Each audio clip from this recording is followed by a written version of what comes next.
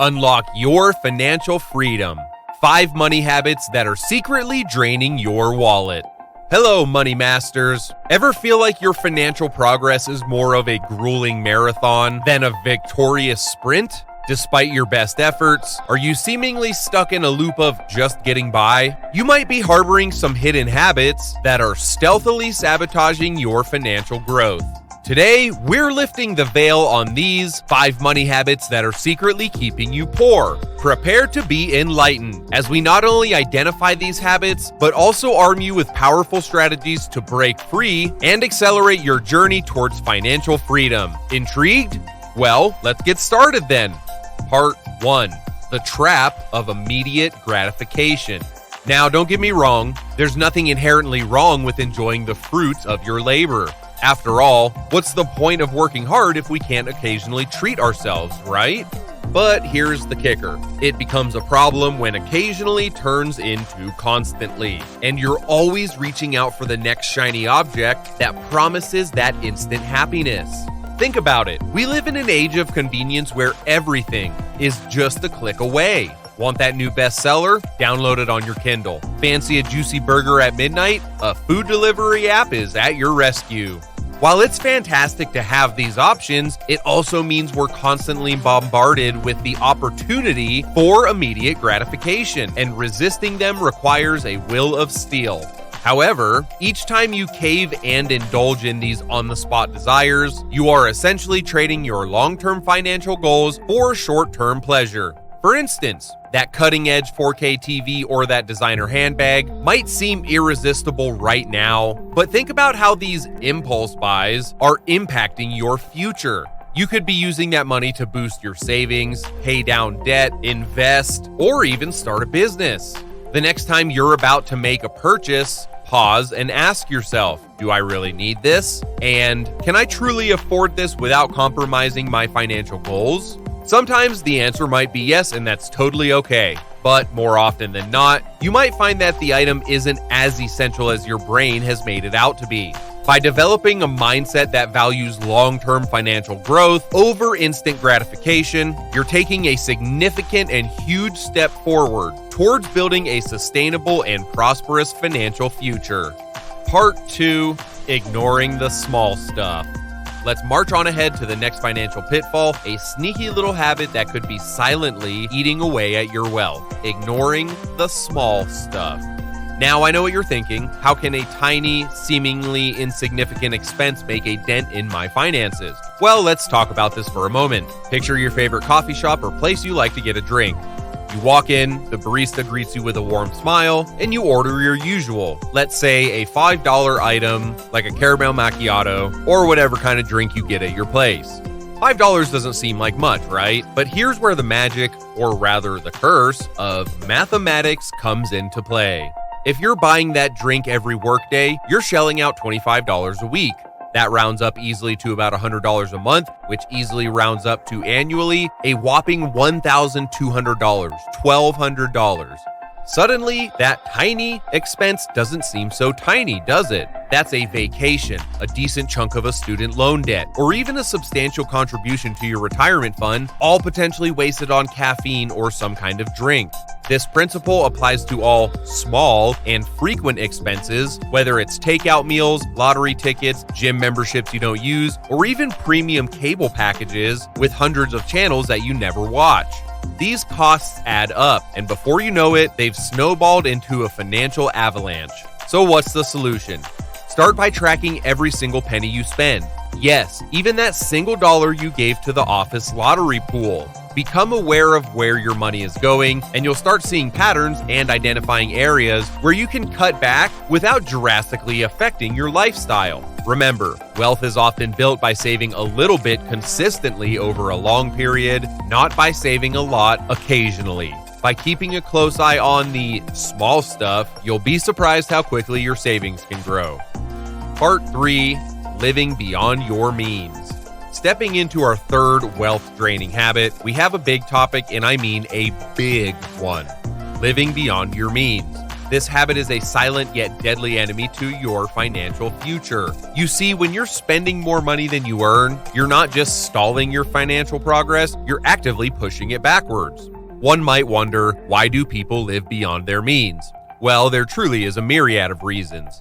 Social pressure, the desire to impress others, or even the belief that you only live once can all contribute to this destructive behavior. But here's the truth. No amount of designer clothes, luxury cars, or Instagram-worthy vacations will make you wealthy. In fact, they're highly likely to do the exact opposite. So how do you break free from this vicious cycle? The first step is simple. You just have to be honest with yourself. Accept the fact that you can't afford certain things or expenses at the moment, and that's totally okay. True financial freedom comes from living within your means and gradually building wealth, not from putting up a facade. Next, create a realistic budget that factors in your income, essential expenses, and your savings goals. A well-structured budget is your financial compass, which therefore gives you guidance to making smart decisions with your money. Remember, it's not about how much you earn, it's about how much you save and invest. Lastly, surround yourself with like-minded people who value financial responsibility. When you're in the company of those who share your goals and mindset, you'll find it easier to resist the temptation to overspend and fall into the trap of living beyond your means. By adopting a lifestyle that's in tune with your financial reality, you'll not only enjoy peace of mind, but you'll also pave the way for long-lasting financial success. Part number 4, not investing. Ready to dive in the fourth wealth-sucking habit? Brace yourselves because this one is a doozy as well. And even though it is a lack of action, it is very important. It is not investing. Now, I can almost hear the collective groan. Investing? Isn't that risky? Isn't that only for the rich? Believe me, I've heard all of it. But let me tell you this straight. If you're not investing, you're just leaving money on the table. Plain and simple. Here's the deal. When you stash your money under a mattress or even in a traditional savings account, you're essentially losing wealth. Yes, you heard that right. Because of inflation, the purchasing power of your money decreases over time. So you're not just standing still, you're actually moving backwards. Investing, on the other hand, offers an opportunity to not just preserve, but also to grow your wealth. It's similar to planting a money tree. You water it, nurture it, and over time, it starts bearing fruit. And yes, there is a catch. You need to be patient. You cannot expect a sapling to bear fruit overnight, can you? However, we understand that investing can seem daunting, especially if you are actually new to it. There's a whole universe of stocks, bonds, real estates, mutual funds, and yes, even cryptocurrencies. So where does one even start? The answer is simple: education. Spend time learning about different investment avenues. Understand the risks involved, and only invest money that you can afford to lose. Remember, the goal is to grow your wealth, not to gamble it all away. Once you're equipped with knowledge and you have a clear picture of your financial goal, dip your toes into the investment waters. Start small if you have to. The important thing is that you actually start. Remember, the best time to plant a tree was 20 years ago. The second best time? Well, that would be today. Part number 5, lack of financial education. Last, but certainly not least on this list of wealth-destroying habits is a critical one. Often overlooked but absolutely vital, and we just went over it. Lack of financial education. Now, we know that education might make some of you think of boring lectures, dusty textbooks, and even tedious homework. But trust me, when it comes to finances, education can be the difference between a life of constant struggle and one of abundant prosperity. You see, money, like anything else, is a tool. And just like you need to learn how to use a hammer without smashing your thumb with the hammer, you need to learn how to use money to build your financial future, not destroy it. The problem is, our schools are busy teaching us things like the Pythagorean theorem and the components of a cell, but when it comes to managing money, investing, or even understanding taxes, there is a deafening silence. But there is good news to be had.